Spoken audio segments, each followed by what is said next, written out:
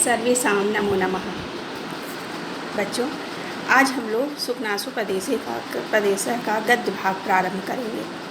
तो सबसे पहले थोड़ा सा एक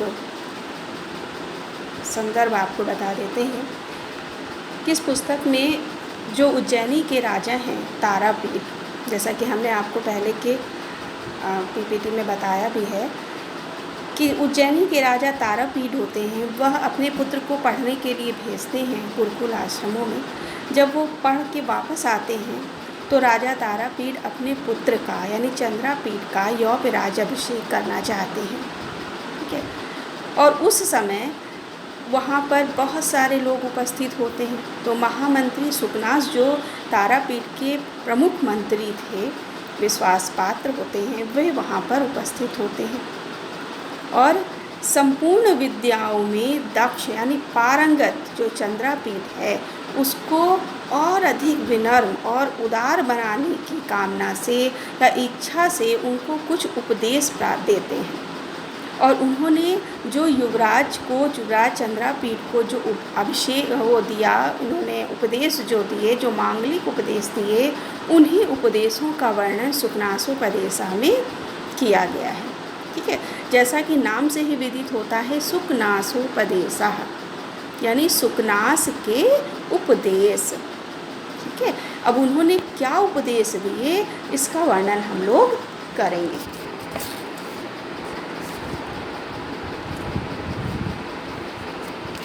एवं समतिक्रामत्सु दिवसेषु राजा चंद्रपीडस्य यौव राज्याभिषेकं चिकीर्षुः प्रतिहारान् उपकरण संभार संग्रहार्थम आदिदेश।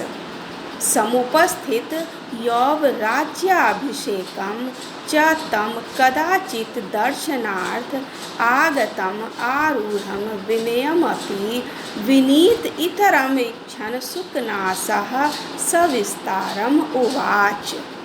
ठीक है, तो कह रहा है एवं समतिक्रामत्सु। एवं का मतलब क्या होता है? इस प्रकार। समतिक्रामत्सु दिवसेषु यानी दिनों के व्यतीत हो जाने पर। फिर राजा, कौन राजा? राजा चंद्रापीठ। ठीक है, राजा जो है चंद्रापीठ को, राजा सब मतलब यहाँ पे तारापीठ से है और चंद्रापीठ जो उनके पुत्र हैं। यौव राज्याभिषेकम, युवराज के अभिषेक करने की चिकीर्षु माने इच्छा, चिकीर्षु माने इच्छा करना। तो कौन इच्छा कर रहा है? तारापीठ यानी इच्छा करने वाले राजा तारापीठ। उपकरण यानी जो सामग्री है, सामग्री यानी जो राज्याभिषेक करते समय जो बहुत सारी सामग्रियां लगती हैं, ये जल है, वो जल है, बहुत सारा उपकरण सामान लगता है, तो उनको सामग्री बोला है उपकरण। संभार यानी समूह। फिर सम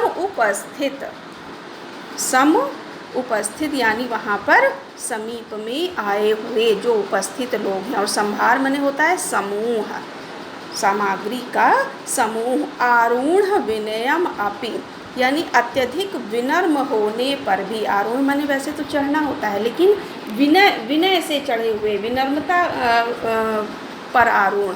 ठीक है, यानी अत्यधिक विनम्र होने पर, अपि माने भी, विनीत इतरम माने और अधिक, विनीतम माने विनीत, इच्छन माने इच्छा करना। सुकनासः यानी सुकनास मंत्री, सविस्तारम यानी विस्तार पूर्वक, उवाच माने बोले। तो कैसे आएगा?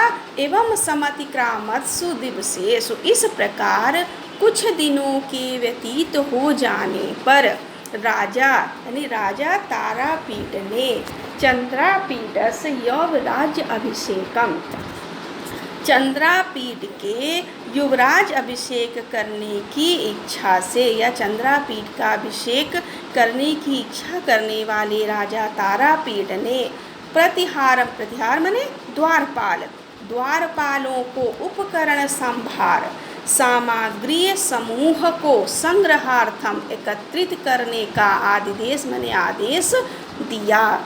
ठीक है, सम उपस्थित यौव राज्याभिषेकम और युवराज अभिषेक के समय में यानी उस बेला में उपस्थित, हाँ माने उपस्थित होने पर, ठीक है। और कदाचित दर्शनार्थ आगतम, कब दर्शन के लिए यानी संयोगवश दर्शन के लिए आए हुए, विनयम अपि विनीतम, विनय से युक्त, किसको, कौन विनय से युक्त, चंद्रापीड, चंद्रापीड को इतरम और अधिक विनीत बनाने की इच्छा से सुखनास सविस्तारम उवाच, विस्तार पूर्वक बोले। ठीक है, फिर आ गया समझ में, आगे क्या है, अब क्या बोले वो, क्या कह रहे हैं, तात चंद्रापीड, अभी नहीं, तात चंद्रापीड यानी हे पुत्र, तात माने यहाँ पे पुत्र बोला है, चंद्रापीड विदित वेदित तव्यस्य अधीत सर्वशास्त्रस्य ते नाल्प अपि उपदेष्टम् अस्ति, केवलंच निसर्गत एव भानुभेदय म रत्नालोकम उच्छेद्यम प्रदीप प्रभापनेयम अति गहनम तमोगुण यौवन प्रभवम अपरिणामोपसमोदारुणो लक्ष्मी मदः। तात मने पुत्र, वर्ष, विदित मने जानना, ज्ञात होना, और वेदितव्य से मने जानने वाले, सर्वशास्त्र से यानी सभी शास्त्रों को, सभी विषयों को, अल्प मने थोड़ा, और उपदेष्टम मने उपदेश देने की, ठीक है, उपदेश देने की, अस्ति माने है, ना माने नहीं, ना अल्प उपदेष्टम यानी ना माने नहीं, अल्प माने थोड़ा भी, उपदेष्टम माने उपदेश देने की, अस्ति माने है, केवलन चा माने और, केवलम माने केवल, निसर्गत माने स्वभाव, निसर्गत माने क्या होता है, स्वभाव, स्वाभाविक, एव भानु, भानु माने सूर्य, भेद्य माने भेदन करना, ठीक है, यानी अभेद्यम जिसको भेदा नहीं जा सकता, उच्छेदन, उच्छेदन का मतलब होता है विनाश, फिर है अपनयम, अपनयम का मतलब क्या होता है, हटाने योग्य, तमो प्रभा, तमो यौवनम प्रभुवम, यौवनम माने युवावस्था के, प्रभुवम यानी प्रभाव, युवावस्था के प्रभाव से जो तमोगुण अंधकार उत्पन्न होता है, जो पहले केवल मीनिंग हम केवल समझेंगे, ठीक है। फिर है अपरिणामो उपसमो, अपरिणामो उपसमो से तात्पर्य क्या है, अपरिणामो उपसमो यानी जो वृद्धावस्था, जब उम्र ढलने लग जाती है तो वृद्धावस्था की तरफ व्यक्ति अग्रसर होता है, तो उस वृद्धावस्था में उपसमो यानी शांत न होना, औपसमो शांत नहीं होता है, क्या चीज़, लक्ष्मी मदः, लक्ष्मी का मद मने अहंकार, तो अर्थ कैसे आएगा, तात चंद्रापीड, हे पुत्र चंद्रापीड, विदित वेदितव्यस्य यानी ज्ञातव्य विषयों को, यानी जानने युक्त विषयों को, अधीतस्य जानने वाले यानी अध्ययन करने वाले, सर्वशास्त्र यानी सभी शास्त्रों का, हे पुत्र चंद्रापीड तुम सभी शास्त्रों को जानते हो, तुमने संपूर्ण शास्त्रों का अध्ययन किया हुआ है, तो ते ना अल्प उपदेष्टम अभ्यस्ति यानी तुमको, ते तुम्हें ना माने नहीं है, अल्प उपदेष्टम थोड़े से भी उपदेश की आवश्यकता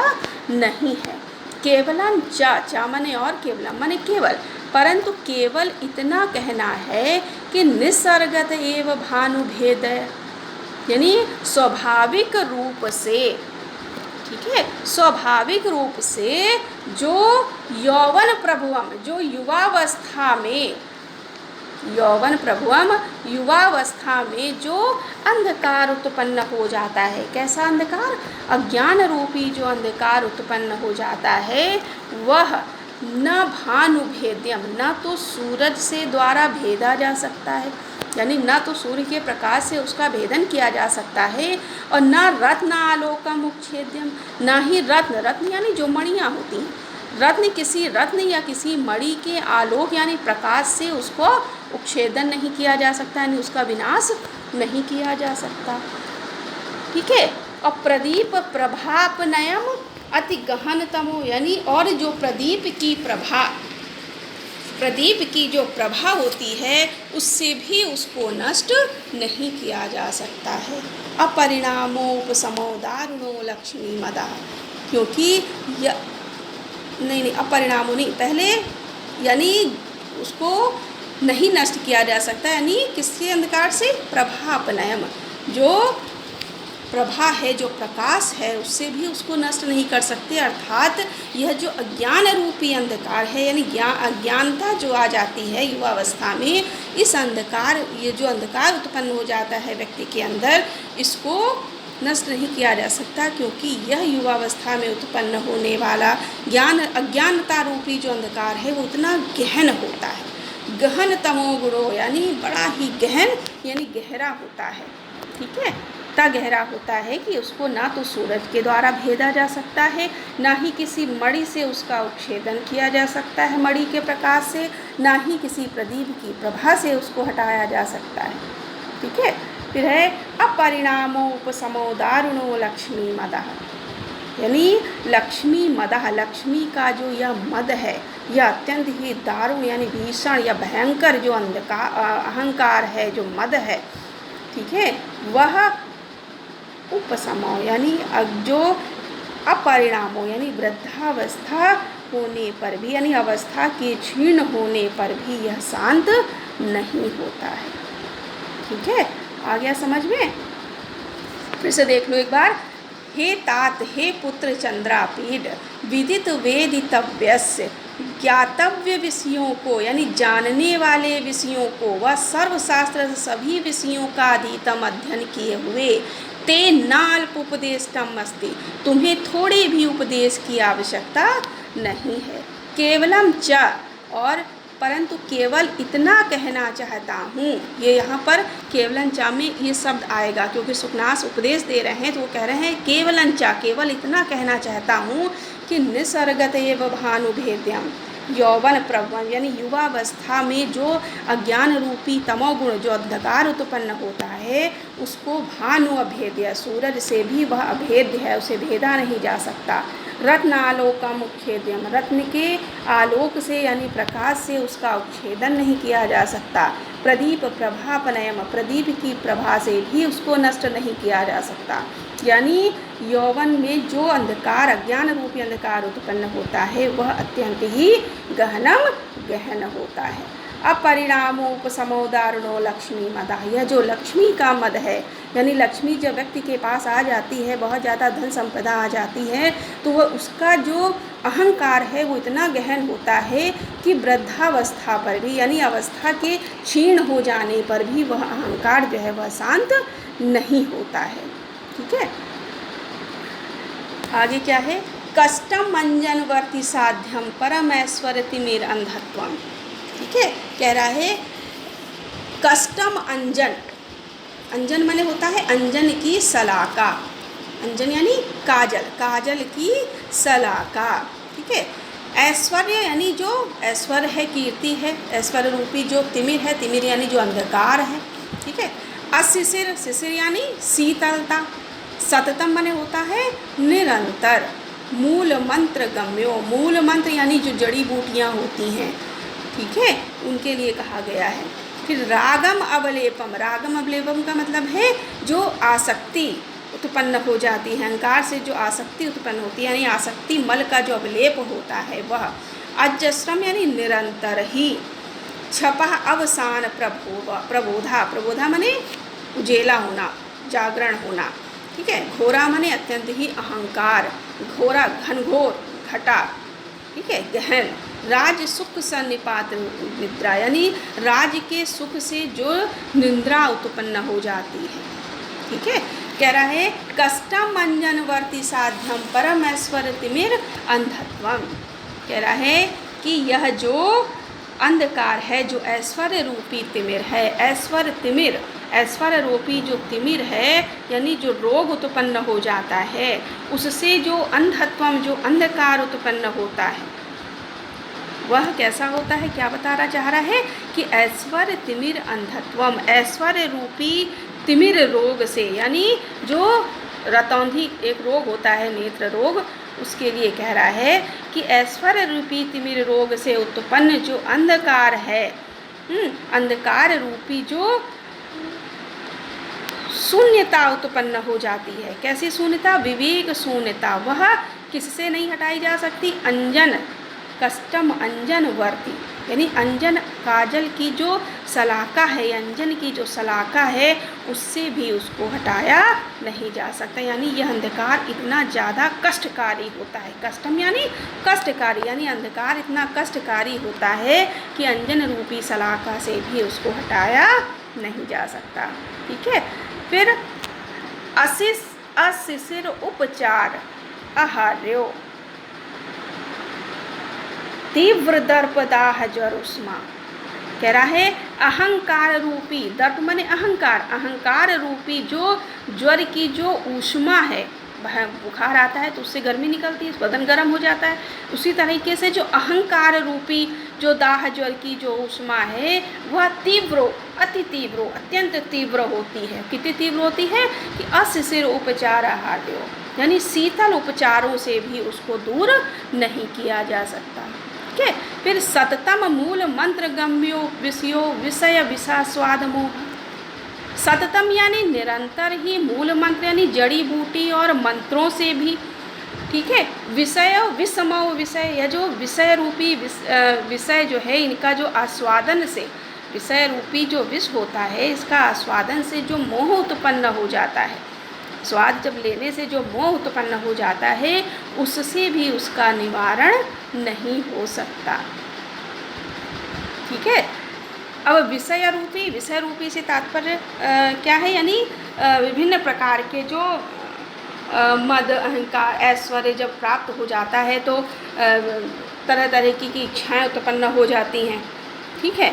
तो वो विभिन्न प्रकार की जो इच्छाएं उत्पन्न होती है, हमें ये करना है, हमें वो करना है, बड़ा अहंकार उत्पन्न हो जाता है। अलग अलग राह पे भी कभी कभी इंसान चला जाता है। तो वह सब चीज़ों को उन्होंने विषय से जोड़ा हुआ है कि यानी जो अज्ञान रूपी जो अंधकार होता है वह कितना गहन होता है कि विषय रूपी विषय के आस्वाद से जो मोह उत्पन्न हो जाता है, विभिन्न प्रकार की राह पे जो मोह आ जाता है कि हमें ये करना है, हमें वह करना चाहिए। ठीक है। कि तो इस तरह का जो मोह उत्पन्न होता है व्यक्ति के अंदर, तो उन सबको निरंतर ही उनको जो मूल यानी जड़ी बूटियों के से और विभिन्न प्रकार के मंत्रों से भी उसका उपचार नहीं किया जा सकता। नित्य स्नान शौच बाध्य। अब कह रहा है कि अब राग मल अवलेपम, राग रूपी मल का जो अवलेप है, यानी आसक्त रूपी जो मल का अवलेप है, वह इतना प्रबल, बाध्य प्रबलम यानी इतना प्रबल होता है कि नित्य स्नानम शौचम, यानी नित्य स्नान और शौच यानी शुद्धता आदि से भी वह विनिष्ट नहीं होता। फिर अज्रसम छपा अवसान प्रबोधा, यानी राज्य सुख रूपी, राज्य सुख जब प्राप्त हो जाता है मनुष्य को, तो उसमें जब व्यक्ति राज सुख में हो जाता है तो उससे भी उसको बड़ी निंद्रा उत्पन्न होती है। उससे उस सन्निपात से जो निंद्रा उत्पन्न हो जाती है उतनी घोर होती है कि छपा अवसान प्रबोधा। कह रहे हैं कि रात्रि के अवसान होने पर भी, रात्रि होने के बाद सुबह होती है, तो इनका कहने का तात्पर्य है कि रात्रि हो जाती है, रात्रि खत्म होके जागरण हो जाता है, परंतु इसमें जागरण नहीं होता। रात तो खत्म हो जाती है, रात के बाद फिर सवेरा आ जाता है। ठीक है। लेकिन राज सुख में जब व्यक्ति निहित हो जाता है तो उससे जो निंद्रा आती है वह निंद्रा इतनी घोर होती है कि वह रात्रि के अवसान होने पर भी उसका जागरण नहीं होता। ठीक है। विस्तरेण विधीयसे, इसीलिए मैं तुम्हें विस्तार से बताने जा रहा हूँ, यानी बताने की आवश्यकता है। क्या क्या कहना चाह रहे हैं कि यानी जब व्यक्ति राज सुख प्राप्त कर लेता है, अनेक धन संपदा उसके पास जब आ जाती है, पैसा आ जाता है, ऐश्वर्य आ जाता है, तो यह सब चीज़ें जब व्यक्ति के अंदर आ जाती हैं तो उसके अंदर बड़ा अहंकार उत्पन्न हो जाता है कि मेरे पास तो इतना ऐश्वर्य है, धन संपदा है, सब चीज़ें हैं, तो वह घमंड करने लग जाता है। और अहंकार जब हो जाता है तो व्यक्ति गलत कार्य की ओर भी अग्रसर हो जाता है, घमंडी हो जाता है। तो उन्हीं सब चीज़ों से आगाह करने के लिए कि आपके अंदर आप असल में हालांकि बहुत कुछ पढ़े लिखे हैं, संपूर्ण शास्त्रों को भी आप जानते हैं, लेकिन यह लक्ष्मी का मद ऐसा होता है कि जब व्यक्ति के पास धन संपदा आ जाती है तो वह सब कुछ भूल जाता है। तो आपके साथ ऐसा ना हो, इसलिए हम आपको विस्तार से कुछ बताना चाहते हैं, क्योंकि अब आप राज्य अभिषेक होने जा रहा है आपका, आपके पास तो ऐश्वर्य, धन संपदा, सैन्य बल सब कुछ आ जाएगा। तो उससे क्या क्या हो सकता है, क्या क्या अहंकार आपके अंदर उत्पन्न हो सकते हैं, उन सब चीज़ों से मैं आपको बचाना चाहता हूँ। इसीलिए हमें कुछ आपको उपदेश देना है। यह विचार करके ही वह उनको कुछ मांगलिक उपदेश देते हैं। ये आगे हम करेंगे।